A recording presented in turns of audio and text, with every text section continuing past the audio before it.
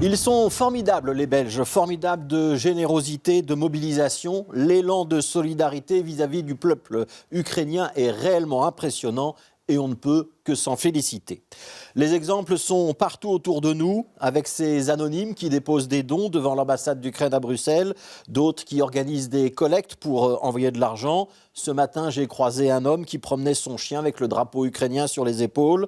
Il y a ceux qui organisent encore eux-mêmes le voyage jusqu'à la frontière polonaise ou roumaine. Certains sont déjà partis, d'autres s'apprêtent à le faire, avec des vivres pour le voyage aller et l'espoir de ramener des Ukrainiens au voyage retour. D'autres citoyens encore qui se proposent pour héberger des réfugiés, une chambre par-ci, une chambre par-là, et parfois même la promesse d'un travail. C'est la Belgique comme on l'aime. Alors bien sûr, cette mobilisation citoyenne est contagieuse. Elle pousse les autorités à se montrer à la hauteur de cet engouement.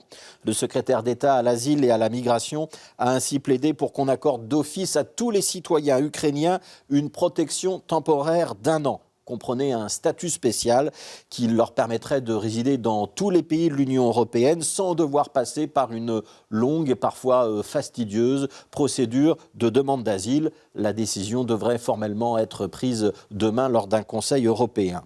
La SNCB et le ministre de la Mobilité ont même annoncé de leur côté que les Ukrainiens pourraient emprunter le train gratuitement, comme l'ont déjà fait par exemple les chemins de fer allemands ou néerlandais, un billet gratuit qui doit permettre aux réfugiés donc de traverser l'Europe pour rejoindre plus facilement un membre de leur famille ou un lieu d'accueil en France, au Luxembourg ou même plus loin. Alors oui, tout ça est formidable et je ne fais pas de second degré, je suis vraiment admiratif. Mais j'ai malgré tout une question en tête. Pourquoi n'avons-nous pas été capables du même élan de générosité lorsqu'il s'agissait de ceux qui fuyaient d'autres guerres, qui venaient d'Irak, de Syrie, du Soudan? Pourquoi pouvons-nous être si généreux à certains moments et si repliés sur nous-mêmes à d'autres occasions?